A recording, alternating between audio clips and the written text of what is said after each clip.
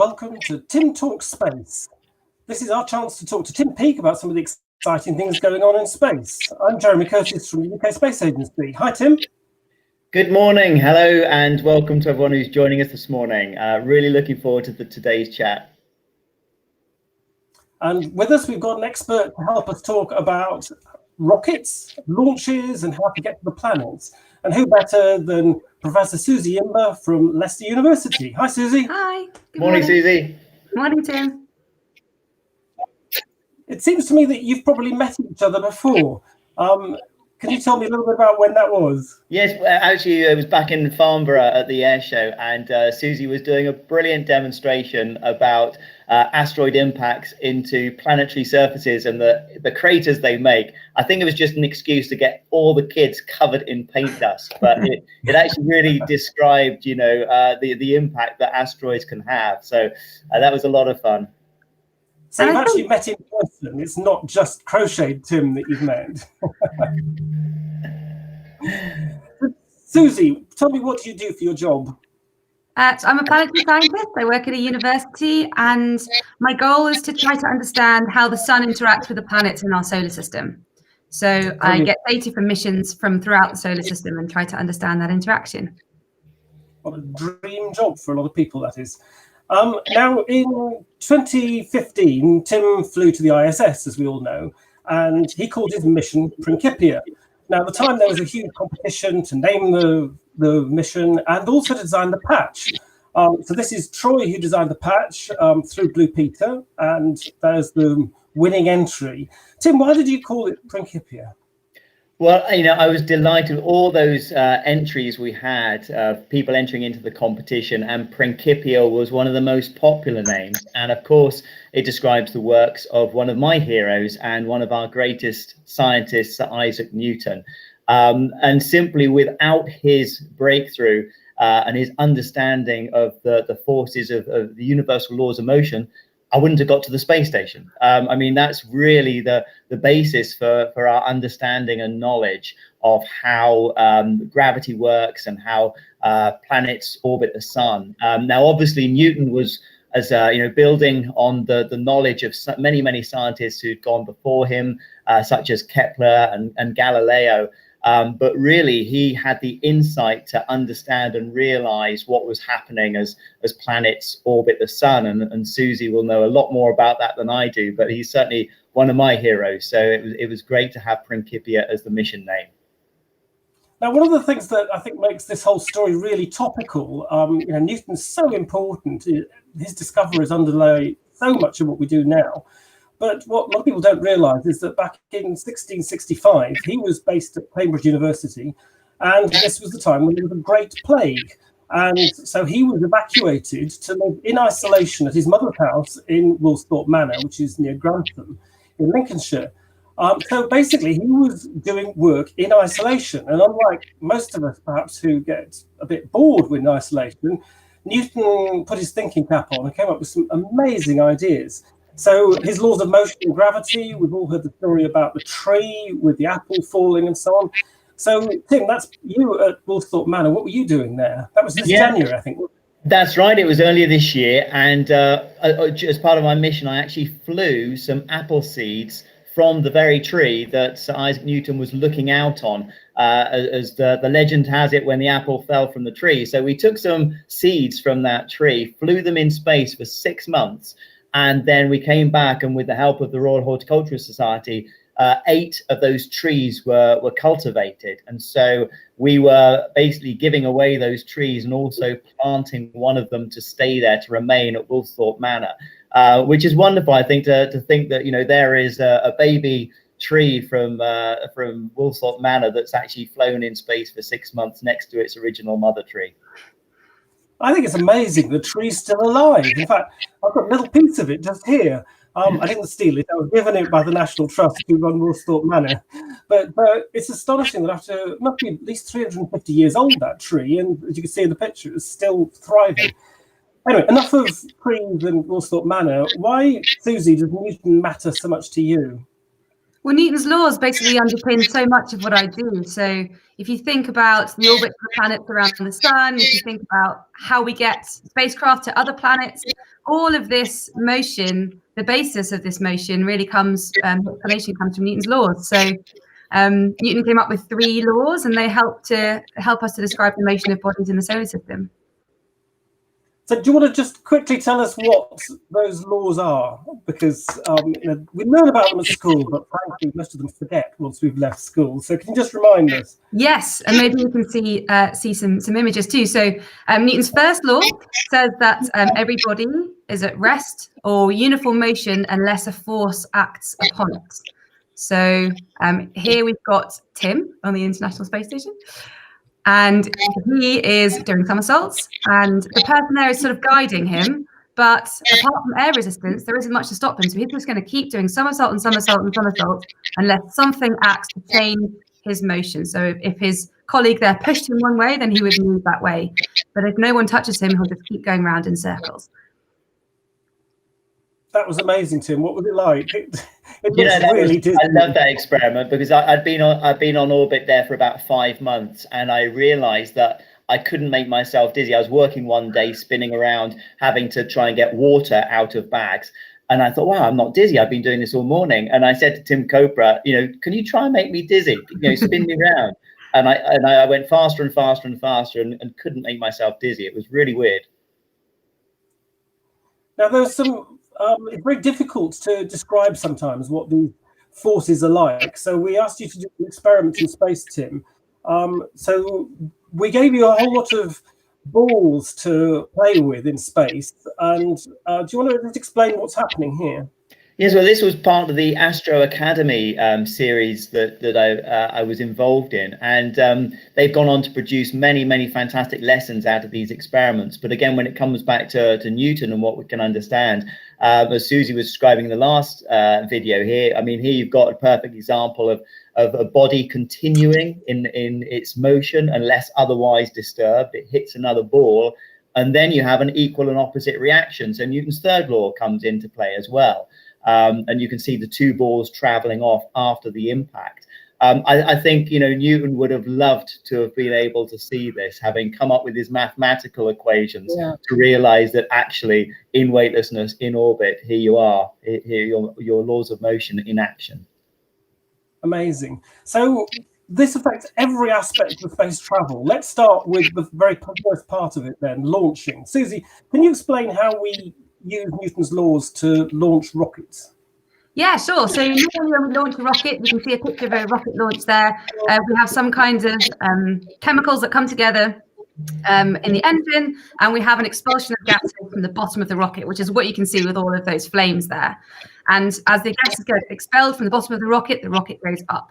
And so that's exactly what we're talking about when we talk about Newton's third law, which says for every action there's an equal and opposite reaction. So if we throw gases out of the bottom, the rocket goes the other way. And this is the sort of basic principle of the main phase of this rocket launch, chemical propulsion.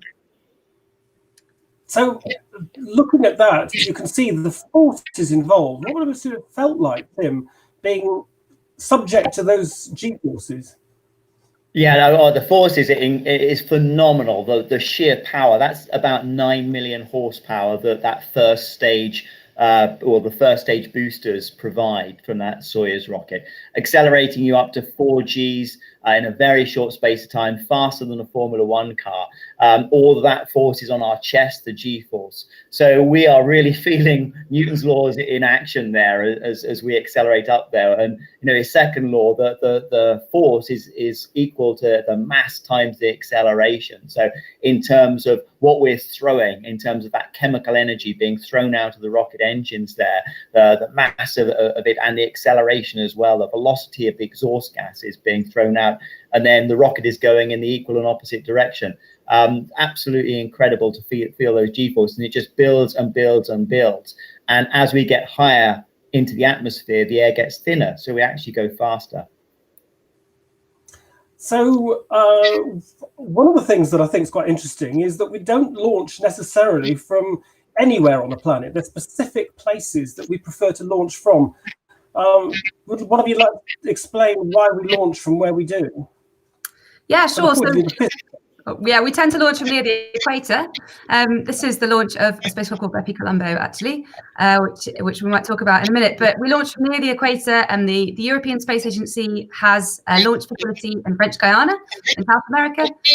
And of course, the Americans tend to launch from Cape Canaveral in Florida. Both of them are near the equator. So we'd like to launch from near the equator, because if you think about the speed of that point as the Earth is spinning around, the equator equatorial points are moving really fast. If you're near the pole, you're not really moving. If you're near the equator, you're flying around as the Earth spins.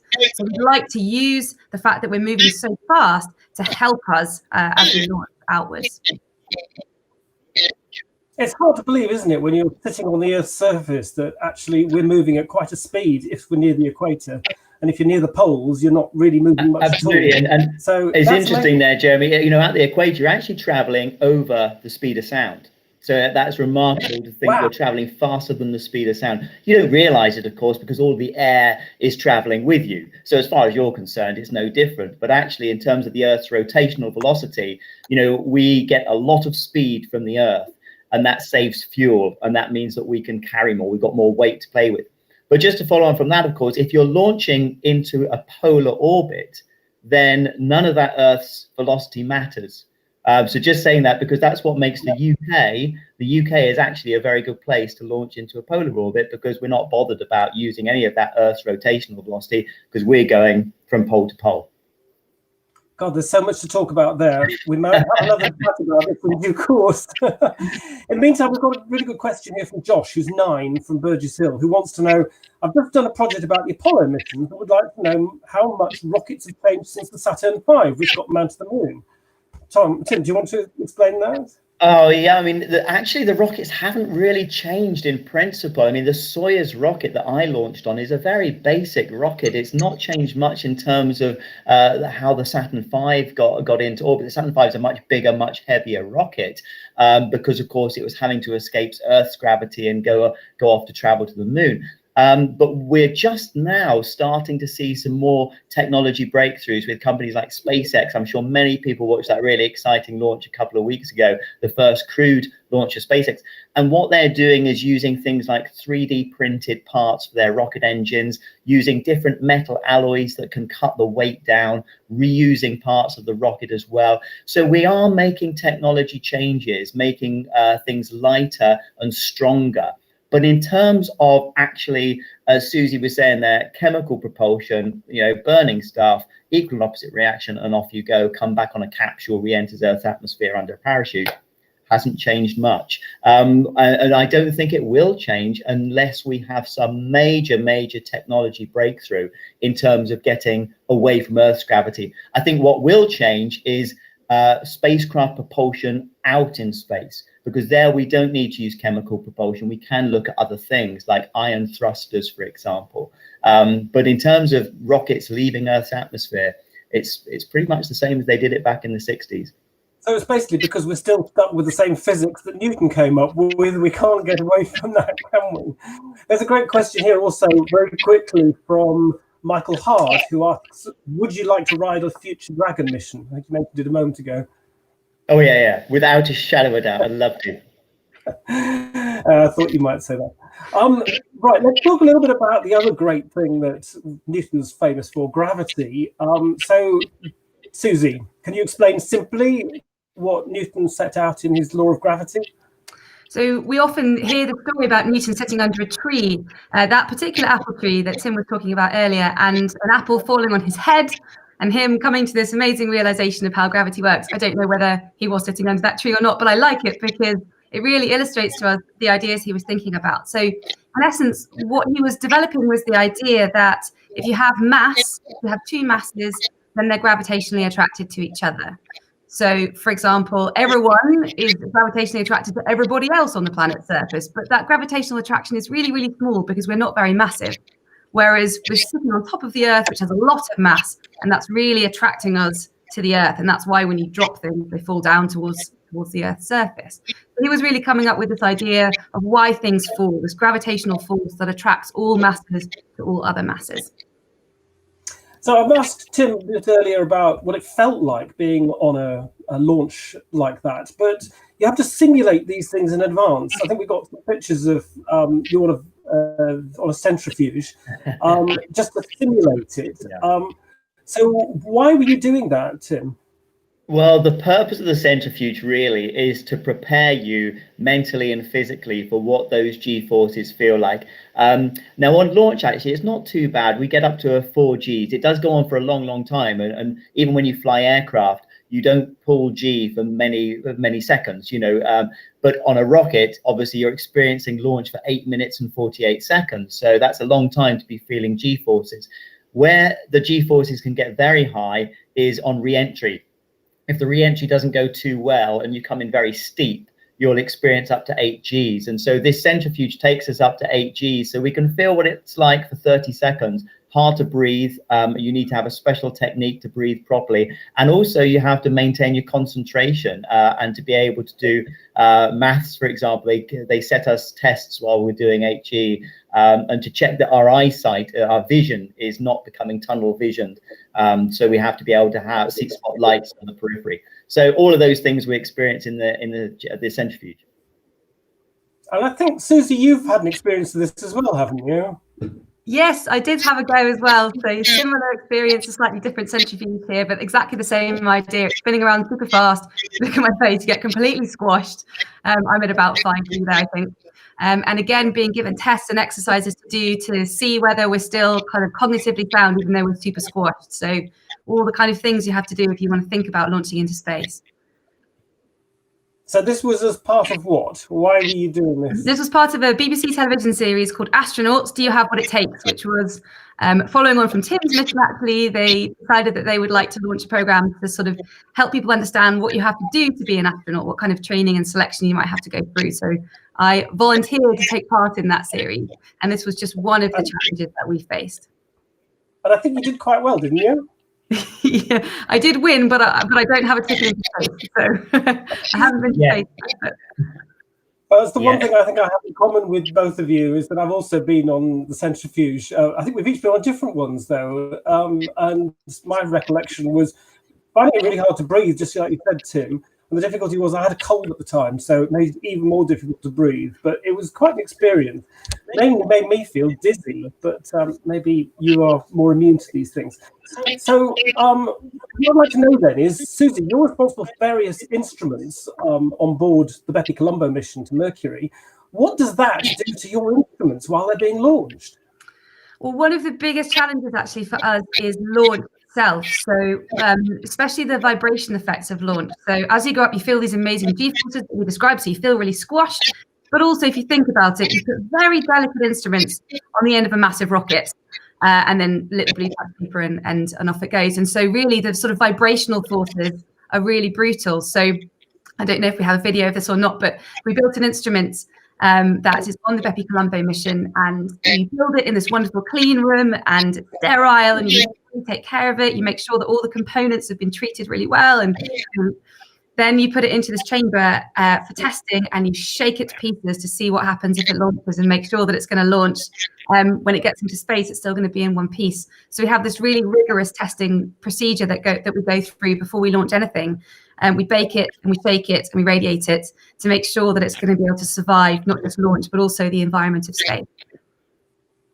And then people wonder why it's expensive to send stuff into space. That's the reason, because everything has to be tested so much, I guess. And so well designed as well, because you can't get up there to fix it if it goes wrong. So let's assume we've now gone into space. We've got a question here from Harry, who's 5, and Charlie, who are 3, who want to know if there's no gravity or air in space, what is there? So Suzie, do you want to explain that? Yeah, there is definitely gravity in space. So gravity, the gravitational force of the sun is what's keeping the planets going around the sun in the solar system. So there's gravity throughout space, throughout the universe, there's gravity. But it doesn't look like it when you look at Tim floating around on the International Space Station. But there is a gravitational force up there, because that Tim is in orbit around the Earth. So as he's going along, it feels like he's basically falling through space. He's falling in a circle around the Earth. And that falling motion makes it look like there's no gravity. But the gravity is exactly what's keeping him in orbit around the Earth. Asking what is in space? Well, if you think about the sun in the center of our solar system, the sun is emitting particles all the time. And those are called protons and electrons. They're charged particles. They come off the sun's surface. and they travel about 400 kilometers a second. So London to Scotland in a couple of seconds. They're going super fast. On average, there's about 5 of them in a volume the size of a sugar cube. So there's not many of these particles, but they're flying through space. You can't even see them, but that's what's sort of in our solar system. And the other thing that is in our solar system is the magnetic field of the sun, which travels through the entire solar system. So anywhere you go in the solar system, outside of the planetary environment, you'll see particles from the sun and the sun's magnetic field. But of course, with our eyes, we can't see either of those things. So it looks like there's a lot going on out there. There's not really empty at all. We think of it as just empty space. But when you're in space, you can do experiments that are effectively as if there were no gravity. So what's the advantage of doing so-called weightless experiments in space? Yes, that's right. So that's why we call it microgravity on the space station, because its weightlessness is not zero gravity. We call it microgravity, which is a kind of the scientific way of saying it's weightlessness. The reason why we do it is because down here on Earth, you know, everything has evolved. All life has evolved in a 1G environment. It has varied a tiny amount over the Earth's history, but pretty much, you know, all life on Earth evolved in a 1G environment. So scientists like to change parameters, you know, whether it's temperature, pressure, humidity, and what happens when you change gravity, or the effective force of gravity. And many things change. Our bodies change dramatically going into space. Plants change. They don't know the root structure that on a plant doesn't know to grow down. It uses the Earth's gravity to know that. So in space, the root structure, we was talking about this on a previous Tim Talk Space about how it forms a ball. Metals crystallize in different ways, so you can create new metal alloys that are very elastic and very strong and very light. You can do all sorts of things in microgravity. So that's why we go there. It's the only environment you can change gravity for a long period of time and do experiments. We've got a question from Bobby M. Can you make artificial gravity? I guess that's what the centrifuge is, really. It's artificial gravity, and we actually have a centrifuge for scientific experiments on board the space station, because sometimes you want to have a control. So you actually want to then have maybe a 0.5G or a 1G or a 2G running alongside an effective 0G. Right. Well, we're going to talk about some of these things in future weeks, so we'll talk about that at the end. But Tim, you did some really good experiments in space to explain orbits as well. We've seen an experiment with a ball hitting another ball, but my favorite is the one with a ball on a string. Do you want to explain why that's relevant to orbits and circular motion? This is brilliant, because this describes really what Newton was thinking about when he realized that you know, the Earth is orbiting the sun. We all know that if you let go of a piece of string when you're swinging a ball, the ball's going to go off in a straight line. But if you hold on to the string, the ball's going to keep going around and around. And Newton realized that the Earth must be kind of attached to some sort of invisible string to the sun, and that was the force of gravity. And we were able to use those universal laws since then to understand everything about the universe.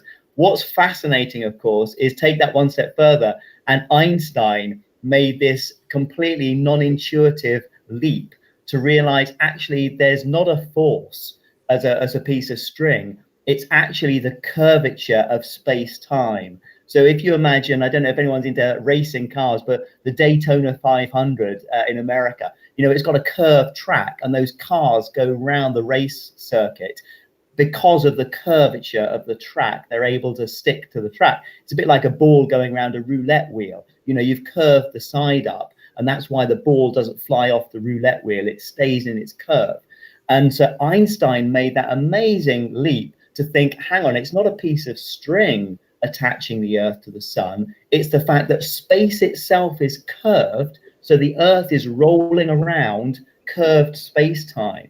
So that's fascinating. That took us to the next step of our understanding of gravity. And I think that just one simple experiment of spinning a ball around on a piece of string kind of helps to show that. I think it's amazing that we can still use Newton's laws as they stand, though, for doing nearly all we need to do in terms of sending satellites to other places. So, Suzie, let's talk a little bit about what happens when we want to leave Earth orbit. Your mission was to get to Mercury, so that must be quite complicated. How do you do that? Yeah, Mercury is actually one of the hardest places to get to in the solar system. So it's not very far away from the Earth, actually, but our spacecraft is going to do about 9 billion kilometers in its journey. So this movie shows us. So we've got our spacecraft that just launched from the Earth, and it's going to go around. It's the sort of white line you can see there, and it's going to fly past the Earth. And it actually launched in October 2018.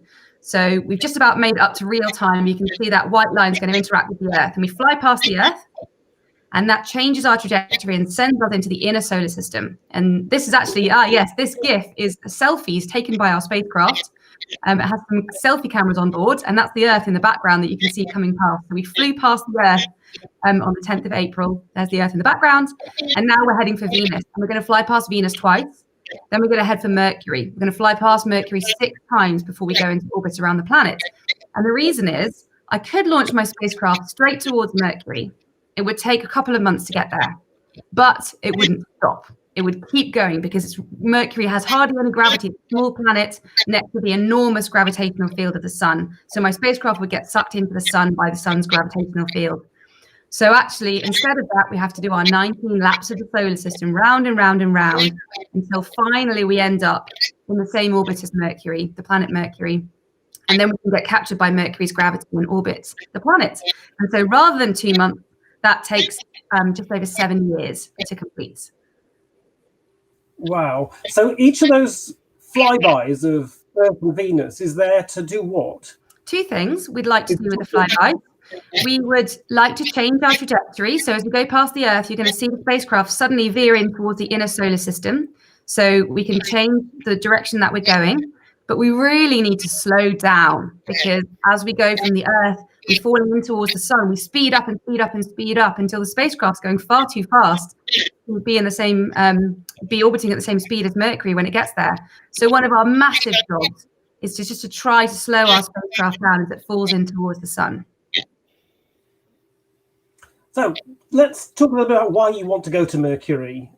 It's a very small, dead planet. What on earth is there to find? I know that if you ask people what their favorite planet is, no one ever says Mercury. But it's super interesting. It's just that it doesn't look as beautiful as some of the other planets. Actually, we don't know much about Mercury. These are pictures of looking at Mercury's surface.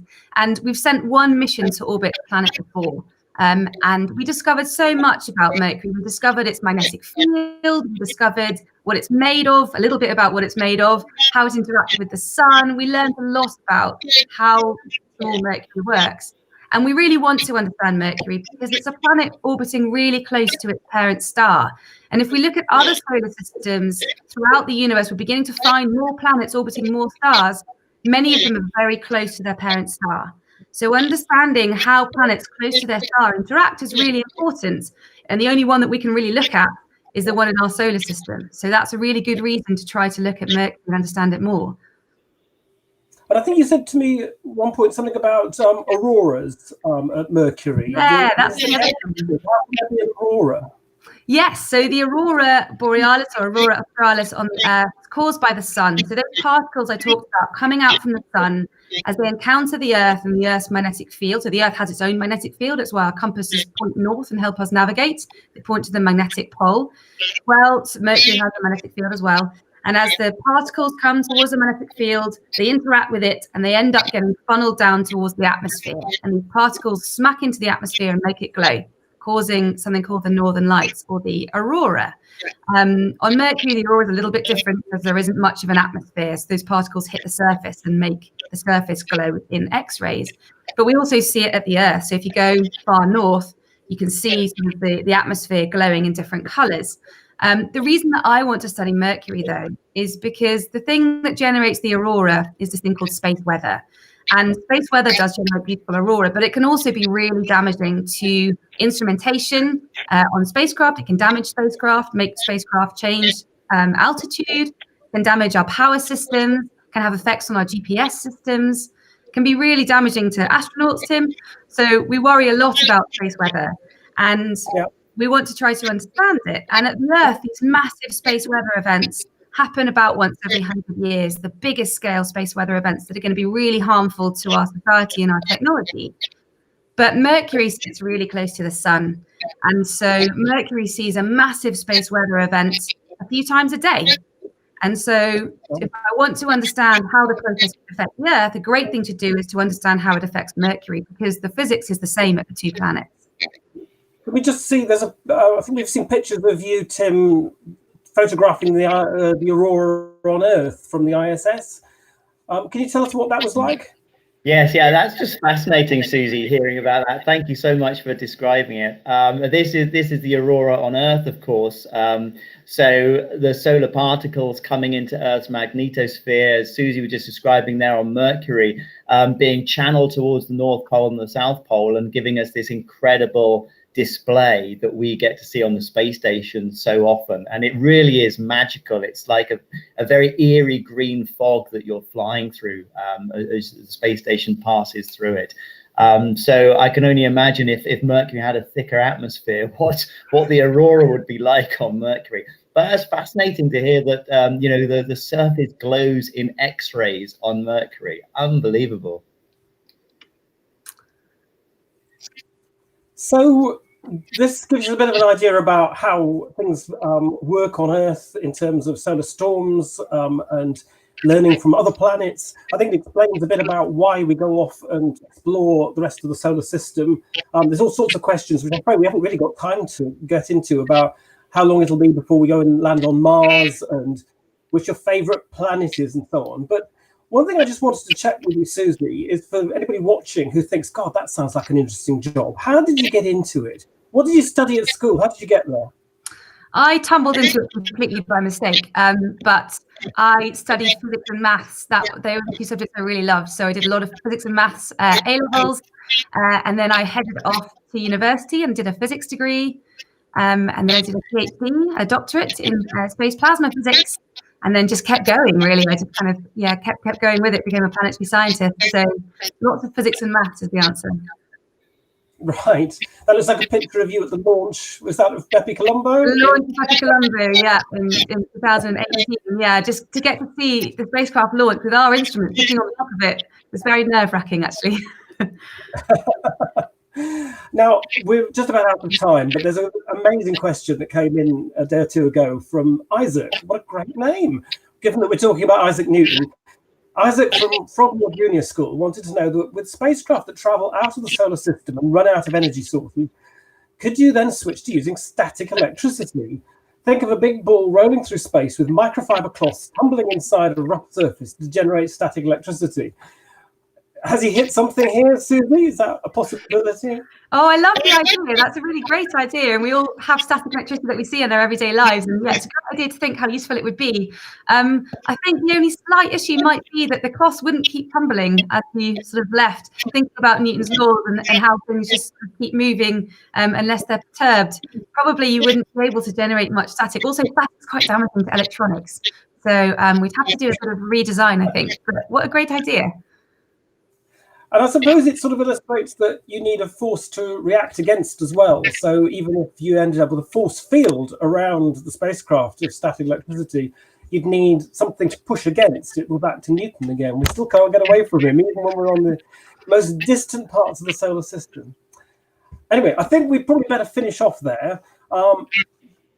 If you want to have any questions answered, then we will try and deal with them afterwards. But keep watching, because next time we're going to have another interesting topic for you. But if you'd like to do anything at home, first of all, some of the diagrams and experiments you've seen that Tim worked on in space, you can catch on Astro Academy Principia. The details are below there.